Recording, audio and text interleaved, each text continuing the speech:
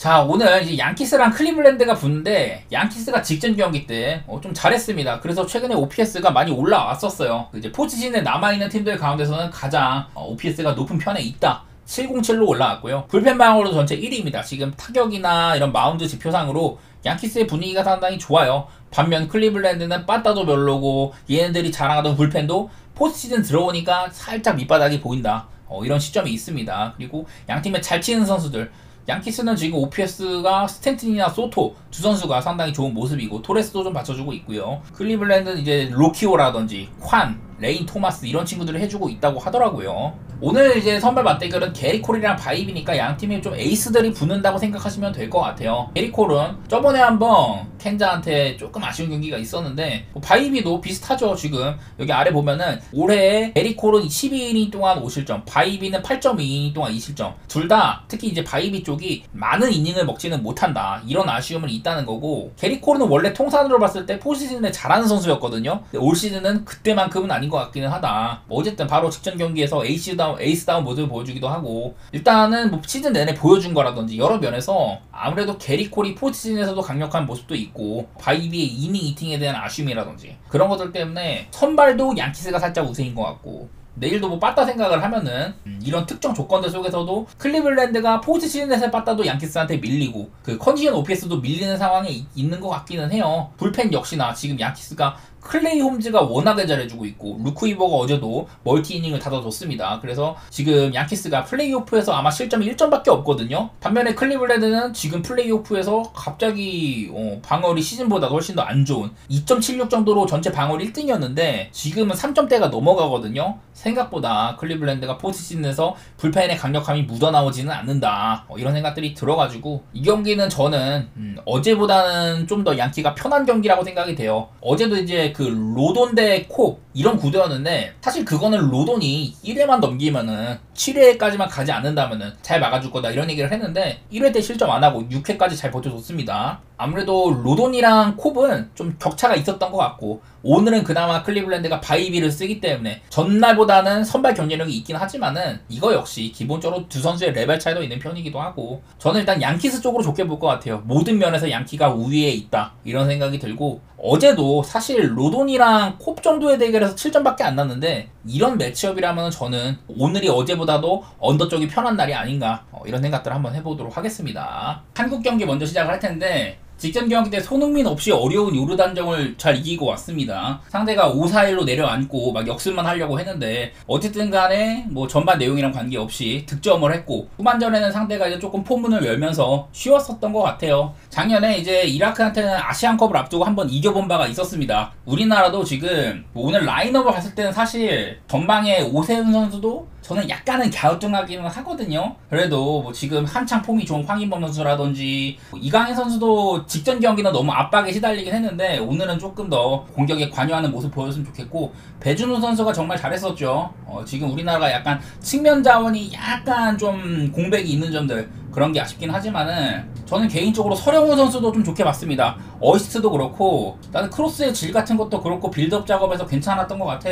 6번 자리가 우리나라가 참 이게 애매했었는데 지난 경기는 저는 박용우 선수는 꽤나 좋게 봤던 것 같습니다. 그래서 전반적인 라인업 자체는 이게 김민재 선수도 좀 리스크 있는 이런 수비들 그런 것들 줄여가면서 아주 뭐 위기가 없었던 건 아니긴 하지만은 그래도 요르단의 역습을 잘 차단을 했었다. 거의 뭐 요르단이 유의미한 장면이 많지는 않았었기 때문에 저는 한국의 수비도 나쁠 건 없다고 생각이 되고요. 우리나라가 지금요 따지고 보면은 뭐 경기 내용상으로 얘기는 많지만은 지금 일단 이렇습니다. 최근에 이제 18경기 동안 작년 9월부터 해가지고 18경기 동안 12승 6무 요르단한테 한 번 진 거 말고는 12승 6무 1패 정도로 괜찮기는 해요. 물론 이게 2차 예선 전적도 많다 보니까 뭐 일단 무승부가 많은 것도 아쉽기도 하고 막 우리나라가 이제 말레이시아나 뭐 태국 이런 데랑 비긴 거, 팔레스타인도 그렇고 얘네랑 비긴 게 정말 뼈 아프긴 하지만은 어쨌든 간에 승리 자체는 많긴 하다. 약간 근데 2차 예선이 섞여 있기 때문에 뻥튀기긴 하더라도 그래도 나쁘지는 않은 편이기는 해요. 이게 그리고 우리나라가 이라크랑 맞대결상으로 보면은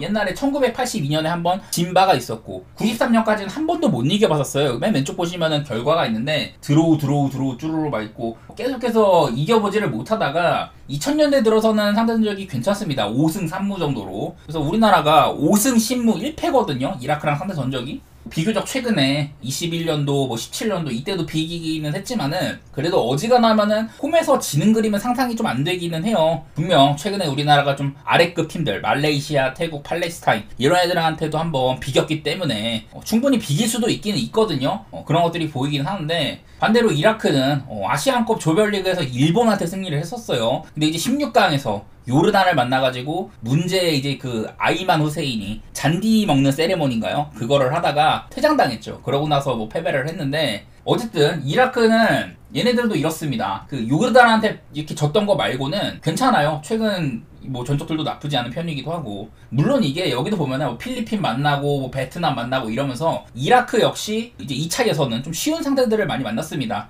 얘네들도 조금 뻥튀기가 되어 있다는 거기는 해요. 어디까지나 오늘도 이라크가 아이만 후세인이 선발 출전하는데 아시안컵에서 4경기 6골을 넣은 것도 그렇고 지금 그 카사스 감독 체제에서 2년 동안 아이만 후세인이 A매치 16골을 박았거든요. 참 경계를 해야겠다 이런 생각들은 많이 들기는 합니다. 다른 거보다도 저는 뭐 이라크가 분명 요르단보다 저는 위급이라고 조금 생각은 하긴 합니다. 근데 이미 원정에서도 내려앉았던 요르단을 격파한 바가 있었잖아요. 한국이 뭐 손흥민 말고도 황희찬 선수라든지 뭐 엄지성 선수 이런 측면 자원들의 이탈이 심한 건 아쉽긴 하지만은 아까도 말했던 것처럼 박용우 선수가 링커 역할도 잘해준 것도 있고 경기력이 호전 중이라고 보기는 하는 것 같아요. 근데 나는 그런 생각은 들어. 이게 나아진 경기력과는 별개로 이 이라크라는 상대 단체가 상당히 좀 까다롭고 비교도 저는 큰 이변까지는 아닌 경기라고 생각이 되거든요. 나는 개인적으로는 이거는 뭐 단순히 그냥 우리나라의 일반승 배당이 뭐 구린 것도 있기는 하지만은 사실 일단 언더 우리나라가 이겨도 나는 대승 가능성까지는 잘 모르겠고 그냥 무승부나 햄무 같은 고배당하는 게 나아 보여요. 나는 우리나라가 이긴다면은 상대가 저번처럼 뒷문을 열고 좀 오버페이스 할 가능성도 있다. 그러면은 뭐 많은 점수가 날 수도 있겠지만은 저는 솔직히 현 시점에서는 무승부가 조금 더 가깝다고 보이긴 하거든요. 저는 언더나 뭐 무승부, 햄무 이런 고배당 쪽. 근데 뭐 나는 고배당 딱히 생각이 안 든다 이러신 분들은 언더 쪽으로 보셔도 좋을 것 같아요. 제가 이제 유럽 축구 얘기를 할 때는 이거를 많이 보여드리죠. 개인적으로는 티어를 나눴다. 네이션스 리그가 4개로 나눠져 있는 것처럼 이렇게 4단계로 나눠가지고 현재 유럽의 좀 이렇게 실력 순위로 평가를 해놓으면은 조금 편하다고 생각이 되거든요. 그래서 이렇게 나눠놓고선 하는데 오늘 이제 벨로루시랑 룩셈부르크는 지금 단계적으로는 여기에 있습니다. 룩셈부르크는 일단 여기, 벨로루시도 바로 여기 있네요. 둘 다 그냥 거의 뭐 차이가 안 나는 레벨이라고 보는 것 같아. 이거는 근데 원래 같으면 저는 룩셈부르크를 올려치는 걸 좋아했었는데 최근에는 그런 것들을 조금 자중하려고 하고 있습니다. 아무래도 이제 룩셈부르크가 유럽 이제 플레이오프까지 가고 유로 플레이오프까지 가고 괜찮았는데 이후로는 좀 아쉬운 편이에요. 지금 보시다시피 5경기 동안 승리가 없는 이런 상황인데 지난번에 원정에서도 벨로루시가 룩셈부르크를 상대로 1대0으로 승리한 바가 있었습니다. 오늘은 또 홈인데 근데 이게 벨로루시도 지금 뭐 전쟁의 여파 때문인지 몰라도 오늘도 헝가리에서 무관중 경기로 할 것 같습니다. 직전 경기 때 이제 벨로루시는 북아일랜드랑 게임을 했는데 비기긴 했거든요. 근데 그거는 내용상으로는 져야지 마땅한 그런 형편없는 경기였어요. 골키퍼의 선방이 많이 살린 것 같고 특히나 후반전에는 이제 이제 좀 상대가 북아일랜드 이런 좀 패스미스로 인한 위기 이런 거 말고는 하이라이트 장면조차 거의 없었던 경기거든요. 저번에 이제 룩셈부르크와 경기를 할 때도 2003년생의 라프후포 골키퍼 이 친구가 벨로루시를 구했고 룩셈이 오버페이스를 할 때 롱패스 역습이라든지 상대 실수로 얻은 찬스 이거 말고는 오픈플레이에서의 찬스 메이킹도 거의 없었다는 거 이런 것들이 생각이 납니다. 룩셈부르크도 직접 벨로루시한테 세트피스에서 몇 개 만든 정도에 그쳤고 불가리아와의 경기도 우당탕탕 뻥축구 상대 실수가 나오거나 거의 뭐 세트피스 아니면 찬스가 별로 없었어요. 그런 처참한 경기력 그때 비겼었다. 그래서 비기면서 일단 연패를 끊기는 했는데 어쨌든 A매치 5경기 무승에다가 제가 여러 차례 룩셈부르크는 릭 홀츠 감독이 14년 동안 집권을 하면서 뭐 청대 선수부터 해가지고 꾸준하게 팀을 여기까지 이뤄놨다 이런 얘기들을 많이 했는데 그전에는 뭐 네이션스 리그 출범하고 나서 비슷한 애들만 많이 만나니까 이러면서 위닝 멘탈리티를 갖추고 뭐 유로까지 나가고 이러면서 한창 룩셈이 꿀을 저는 많이 빨았다고 했었는데 지금은 룩셈 꿀을 빨기에는 괜찮은 시점은 아니다. 배당도 룩셈한테 웃어주지도 않은 것 같고 개인적으로는 이거 뭐 중립구장의 무관중 경기여가지고 뭐 홈이나 원정 차이가 없다지만은 저는 뭐 뽀록골 아니면은 그냥 노잼 흐름일 것 같아요. 저는 뭐 무승부라든지 언더 이런 쪽으로 살펴보도록 하겠습니다.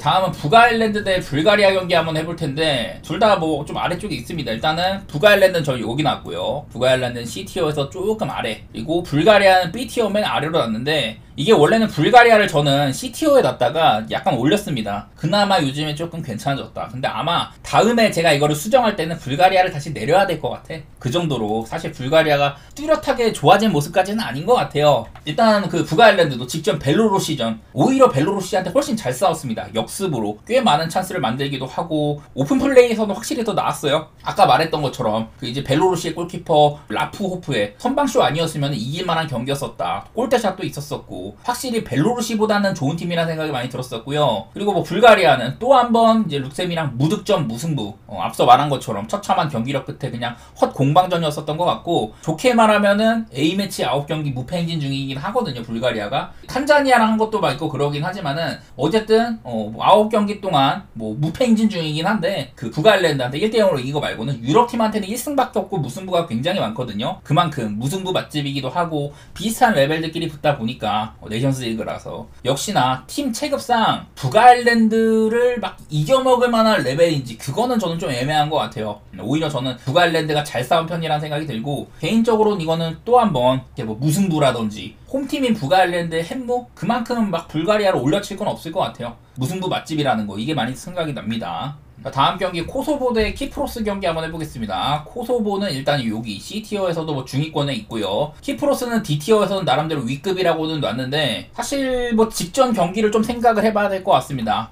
얘네들이 얼마 전에도 맞붙었었거든요. 그때는 이제 또 키프로스가 홈이었는데 코소보가 4대0으로 개패했던 경기였었다. 직전 경기 코소보는 리투아니아가 좀 내려앉았을 때 그때는 엄청 압도적인 경기력을 했었어요. 근데 한 골을 넣고 나서 되게 고전했어. 골치도 있었었고 엄청 그냥 쳐맞았는데, 그러다가 뭐 겨우겨우 뭐 골도 또 넣고 이러면서 힘을 내줬습니다. 경기는 뭐 2대1이었던 걸로 기억을 하는데 어쨌든 이게 좀 팀골이라기보다는 개인 능력으로 만들어졌던 그런 골이었었고요. 골키퍼의 불안도 좀 심했던 것 같아. 그날은 코소보가 원래 이제 뭐 사미르 위카니 같은, 이 코소보가 원래 그 이제 알바니아계에서 유고 연방 그 전쟁 때문에 스위스나 이런 데로 이제 망명을 떠났던 그런 선수들이 되게 많았는데, 나중에 코소보가 국적 회복을 통해 가지고 이런 친구들이 퀄리티 있는 선수들이 많이 들어왔다 이런 얘기들을 했었는데, 보니까 골키퍼 불안이 약간 좀 보이긴 했었어. 어쨌든 유로 이후에는 코소보가 낮은 레벨 팀들을 조금 두드러 패고 있기는 합니다. 근데 이것도 코소보의 주포 무리키 없이 해낸 거였거든요. 이번에 무리키가 소집이 안 돼가지고 좀 주포가 빠진 점은 아쉽긴 하다.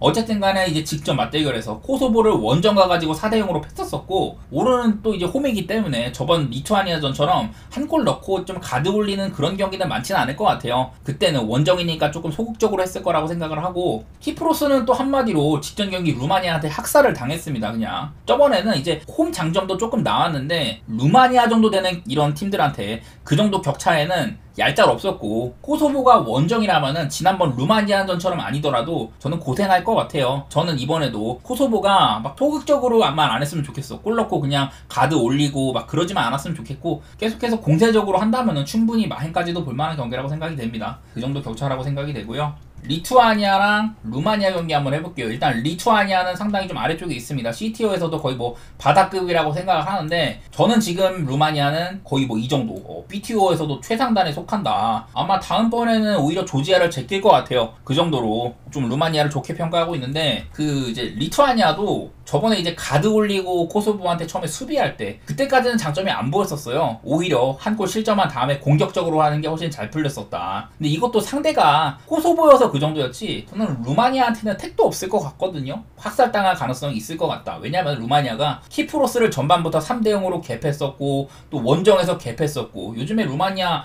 지금 전적이 이렇습니다. 유로 이후에 코소보, 리투아니아, 키프로스 이런 팀들한테 전부 다 3점씩 내고 있거든요. 전반적으로 좀 쉬운 경기였었고, 그냥 확실히 지난번 경기가 루마니아의 현재 폼을 실감할 수 있는 그런 경기였었다. 내려앉은 상대를 이제 좀 적극적으로 박스 안에서 타격하면서 기회도 많았었고, 박스 안에 많은 선수들을 올려두기도 하고요. 뭐 리바운드 같은 것도 루마니아한테 향하고 그러다 보니까 저는 앞으로 이제 루마니아가 지금 이게 네이션스리그 C에 있거든요. 저는 C에 있을 레벨은 아니라고 생각을 해요. 루마니아는 이 정도 단계는 학살 가능성이 상당히 높다. 여러 차례 신구조화도 괜찮고, 그 라즈반 마린이나 마리우스 마린 듀오라든지 공격진에도 이제 그 데니스 만 같은 돌격 대장 뭐 이런 선수들 얘기 많이 했었는데 루마니아가 지금 나름대로 라인업도 괜찮은 편이고 경기 내용도 훌륭하다 그런 생각들이 드네요. 저는 또 한번 원정이어도 루마니아의 승리라든지 더 나아가 더 마인까지 보는 그런 경기가 될 것 같습니다. 자, 다음은 이제 스코틀랜드 대 포르투갈 한번 볼게요. 스코틀랜드 대 포르투갈. 여기 스코틀랜드. 포르투갈은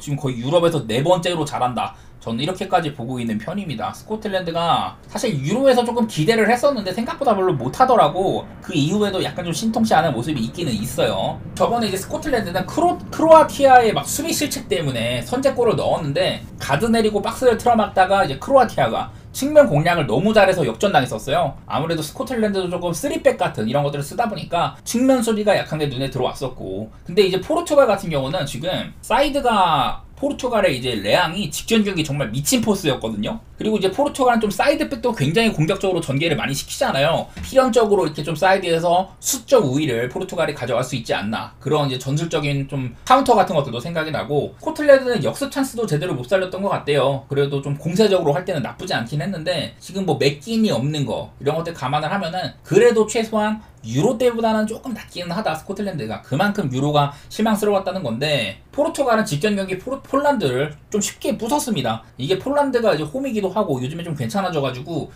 포르투갈이 약간 고생하지 않을까 이런 생각들을 했는데, 포르투갈이 굉장히 주도적으로 하면서 득점 찬스도 많았었고 우세한 경기를 약간 했었어요. 좀 이제 팀골보다는 약간 좀 개인 능력이 돋보인 골. 레앙이 막 5명 제치고 슈팅 때렸는데 골대 맞고 그게 이제 또 호날두 발 앞에 떨어지는 뭐 그런 모습도 있었는데, 어쨌든 포르투갈이 경기력은 나쁘지 않았었던 것 같다. 충분히 개인 능력으로도 부술 수 있는 것들 이런 것들을 보여줬던 것 같고, 폴란드는 큰 찬스도 별로 없었었죠. 그날 이제 원정에서 포르투갈이 팀 수준 차이를 보여준 경기였었던 것 같고, 전과 같은 경기력을 보여준다면은 저는 포르투갈이 큰 어려움 없을 거라고 봐요. 멤버도 워낙에 좀 좋은 편이기도 하고 공격적으로 하고도 수비적으로도 딱히 뭐 많은 위기가 있었던 것도 아니고, 저는 또 한번 포르투갈을 좋게 보도록 하겠습니다. 이 경기도. 자, 다음 경기 이제 폴란드 대 크로아티아 한번 보겠습니다. 폴란드 대 크로아티아. 폴란드 여기 있고요. A티어서 좀 밑바닥 쪽에 있고, 크로아티아는 여기다 놨는데, 사실 이게 뭐 폴란드의 홈이기는 하죠. 오늘도 폴란드가 홈이기는 한데 그야말로 포르투갈한테 레벨 차이를 느끼고 패배를 했다. 홈이지만 시종일관 처맞는 경기력이었었고, 이따금씩 뭐 좋은 모습을 보여준다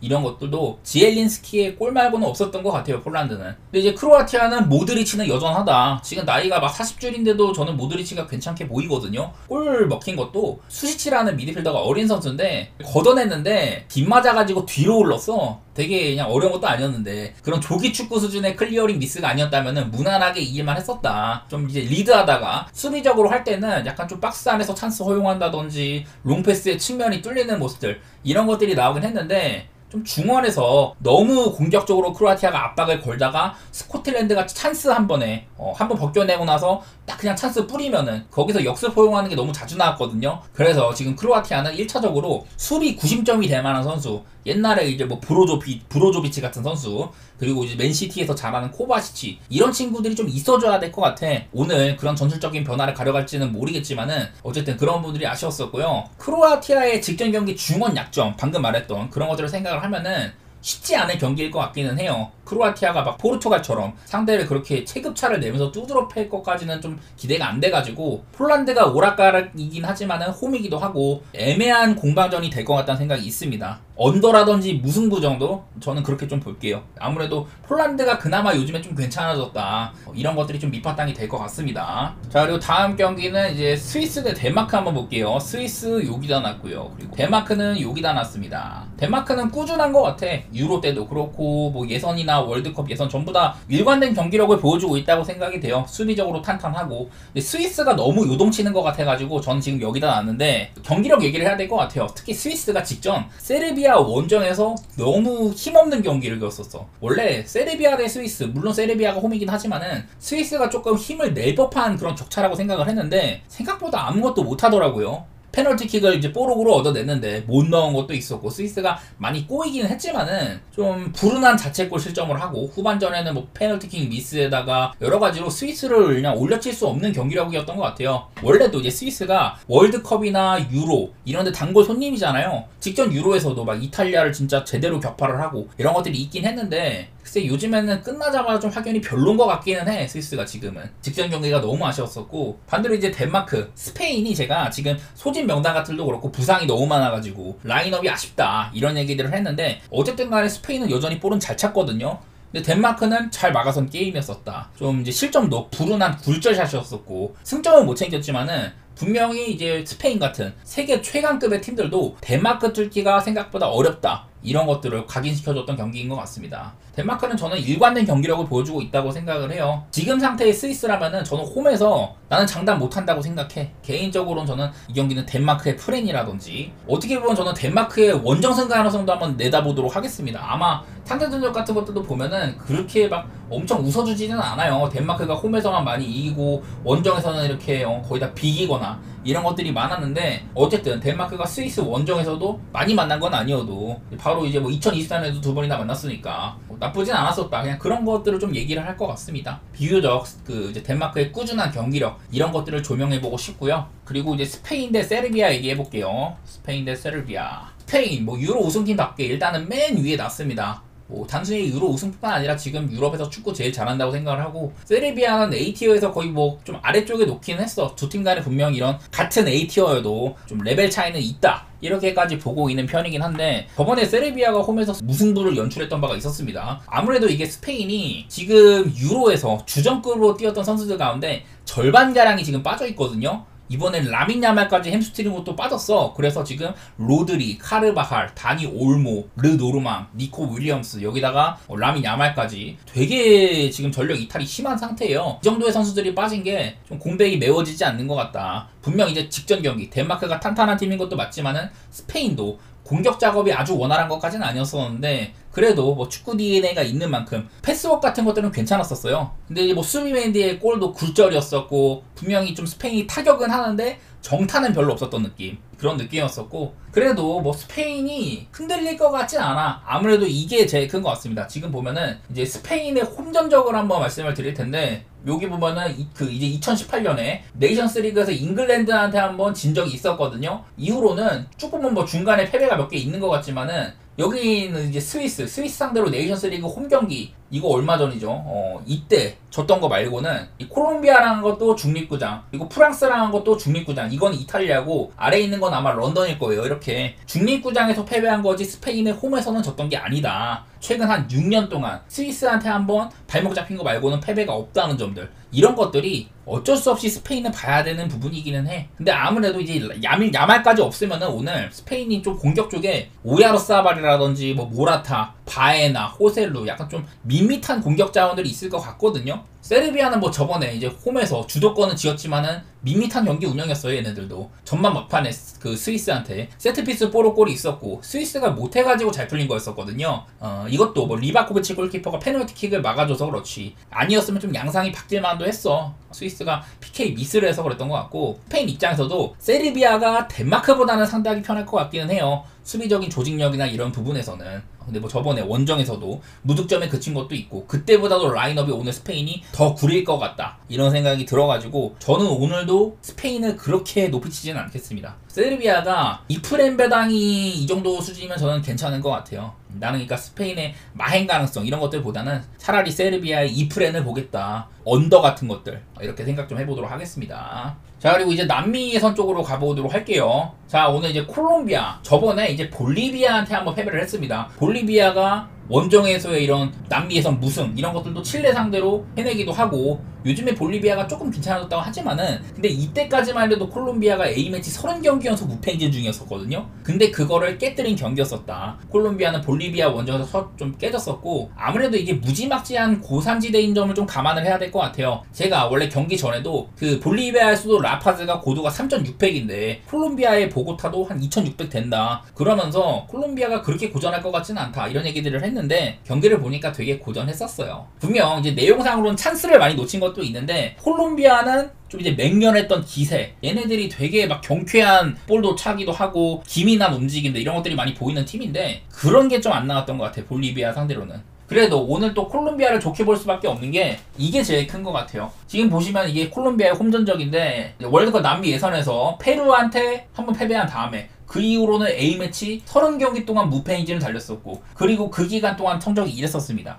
A매치에서 홈에서는 14경기 무패 행진 13승 1무 8연승 달리고 있고요. 아무래도 그리고 상대들도 전부 다 좀 꽉 찬 애들만 만났어. 남미의 선에서 만난다든지 뭐 이런 팀들만 만났기 때문에 쉬운 애들 상대로 거둔 것도 아니었었어요, 대부분이. 그리고 오늘 뭐 상대인 칠레 워낙에 지금 못하고 있습니다. 세대 교체가 제대로 안 된 부분들도 있었다. 그래가지고 콜롬비아가 그 볼리비아한테 지면서 기세가 꺾인 건 아쉽지만은 A매치 30경기 무패 행진이 깨진 건 아쉽지만은 충분히 한 번 더 기회를 줘볼 만하다고 생각이 돼요. 저는 이거는 또 콜롬비아 쪽으로 한번 좋게 보는 경기가 될 것 같네요. 다음 이제 파라과이 대 베네수엘라인데, 이번에 이제 남미에선 한번 소개를 해드릴게요. 이게 보면은 남미에선 순인데, 남미에서 이제 파라과이가 에콰도르랑 게임 할 때도 제가 말씀드렸었는데, 파라과이가 지금 남미에선 9경기 동안 2득점 3실점으로 득실이 딱 5점밖에 없었어요. 그 정도로 일단 파라과이 하면은 언더팀의 생각이 많이 난다. 근데 이게 친선전이라든지 코파 이런 데서는 파라과이 경기가 점수가 조금 많이 났는데, 남미에서는 얄짤 없어요. 직전에 또 이제 에콰도르랑 0대0 무승부가 나기도 하고, 오늘 이제 베네수엘라는 제가 몇 번 그 이제 론돈이나 링콘 오랫동안 베네수엘라 대표팀을 지탱했던 애들이 있었는데, 그 이후로 앙헬 레레라든지 뭐 요르단 오소리오, 아람부르 이런 좀 수비나 중원 쪽에 견실한 애들이 나오면서 쉽게 꺾이지 않는 팀으로 변모를 했었다. 직전 아르헨티나전은 비기기도 하고, 저는 지금 베네수엘라가 남미에선에서의 순위도 지금 조금 처져 있지만은 저는 조금 더 가능성이 있다고 보여요. 이번에는 잘하면 베네수엘라가 어떻게 보면은 월드컵 진출권까지 좀 비빌 것 같다. 그 정도로 평가를 하고 있어가지고, 현 시점에서는 저는 이거 원정이어도 베네수엘라의 프렌 보는 게 나쁘진 않아 보입니다. 베네수엘라의 프렌 한번 보도록 하고, 그리고 뭐 언더 같은 것들도 생각은 나는 것 같네요. 다음 이제 우루과이 대 에콰도르 한번 해볼 텐데, 요즘에 우루과이가 정말 내부적으로 문제가 많아요. 이제 수아레즈가 은퇴를 하면서 비엘사 감독이 베테랑을 홀대를 한다. 막 연습에서도 이제 베테랑들을 딱가리를 시키고 이러면서 내부 문제에 대한 폭로를 했었었고, 콜롬비아와의 코파에서 관중들이랑 난투극 때문에 여러 선수들이 징계를 당했었다고 했었잖아요. 그래서 주력급 선수들 이탈로 전력의 약화 이런 것들 때문에 심각할 정도로 좋지 않은 시점이거든요, 우루과이가 지금. 이게 근데 좀 보니까 직전 경기를 봤더니 이나 보니까 누네즈가 나왔더라고. 누네즈가 원래 5경기 결장이었어요. 그래서 직전 경기가 아마 4경기째 결장인가 그랬는데, 이 경기 때 누네즈가 나왔더라고. 근데 뭐 징계가 완화된 건지는 모르겠지만은 여전히 뭐 벤탄쿠르라든지 뭐 올리베이라, 아라우호, 히메네즈 이런 친구들 다 못 나왔었거든요. 그래서 오늘 경기는 우루과이가 어떤 라인으로 나올지는 모르겠지만은, 확실한 거는 현 시점에서 우루과이가 좋은 시점은 아니다. 보시다시피 3무 하다가 페루한테 원정에서 지고 이런 형편이에요. 요즘에 남미는 전력차가 좁구나, 이런 것들이 느껴졌었던 것 같고, 지금 오늘 상대인 에콰도르는 전력 보시면은 우리가 좀 알만한 인들이 되게 많습니다. 발렌시아도 그렇고, 카이세도나 그리고 힌카피, 윌리안 파초, 에스투피냔 이런 애들이 꽤 많아요. 지금 에콰도르는 나름대로 황금 세대를 맞이를 하고 있었다. 둘간에 이제 맞대결 같은 것들 보면은 보통 이제 좀 홈팀이 많이 강했었습니다. 오늘도 에콰도르가 원정인데 보통 홈팀이 많이 이기는 그런 형국이었었던 것 같아요. 옛날 전적도 많기는 하더라도. 이게 에콰도르도 좀 그 감독이 바뀌었습니다. 코파가 끝나고 나서 펠릭스 산체스 바스 감독에서 베카체세라는 아르헨티나 출신 감독으로 바뀌었는데, 뚜렷하게 좋아진 점까지는 안 보이긴 하지만은 어쨌든 에콰도르는 구성 자체는 저는 훌륭한 시점이라고 보고, 잘 지지도 않아요, 얘네들. 이거는 우루과이가 홈이긴 하지만은 지금 팀적으로 너무 흔들리고 있다. 라인업 변수도 좀 있다고 생각이 돼가지고, 개인적으로는 저는 뭐 무승부라든지 원정팀인 에콰도르의 프렌 이 정도 보도록 하겠습니다. 거슬리는 건 이렇게 얘네들의 맞대결 상으로는 계속해서 홈팀이 좀 우세했다는 거, 이게 걱정스럽기는 한데 지금 우루과이가 너무 흔들린다는 생각이 드는 것 같아요. 자, 다음 경기 아르헨티나 대 볼리비아인데, 솔직히 말해서 팀 이름만 들어봐도 별로 뭐 얘기할 건덕지가 없는 경기라고 생각이 됩니다. 이 볼리비아가 저번에 칠레 상대로 남미 예선에서 원정 55경기 만에 첫 승을 얻었었고요. 그리고 이제 직전 경기 콜롬비아한테 20분인가 30분 만에 퇴장을 당하고도 한 명이 부족한데도 선제골을 넣는 저력을 보여줬었다. 찬스도 이제 오히려 막 콜롬비아보다도 볼리비아가 꽤 있었습니다. 그 정도로 이런 고산지대의 홈 이점을 활용을 해가지고 콜롬비아한테 좋은 경기를 했는데, 근데 오늘은 볼리비아가 일단 원정이죠. 상대가 또 아르헨티나다. 맞대결 같은 것도 보면은 볼리비아가 이 아르헨티나한테 한 2번 정도 이겨본 적이 있긴 했었습니다. 남미 예선에서 되게 오래되긴 했어. 2009년에 한번, 뭐 2017년에 한번 뭐 이렇게 이겨보긴 했지만은, 아르헨티나 원정에서는요 대부분 마헨을 많이 당했었고요. 비겨본 게 최고 성적이다, 아르헨티나 원정에서는. 뭐 아르헨티나 직전 경기 때 메시가 복귀해가지고 풀타임을 뛰기를 했는데 베네수엘라랑 비기기도 하고, 아르헨티나 역시 코파 아메리카 우승 이후로는 솔직히 좀 엄청 뭐 대단하다 이렇게까지는 안 보이는 시점이긴 하거든요. 그래서 아무래도 팀의 체급이라든지 여러 차이 때문에 아르헨티나를 보는 게 맞는데, 솔직히 말해서 배당 메리트도 별로 없고 저는 뭐 안 가지고 가고 싶은 경기인 것 같아요, 이거는.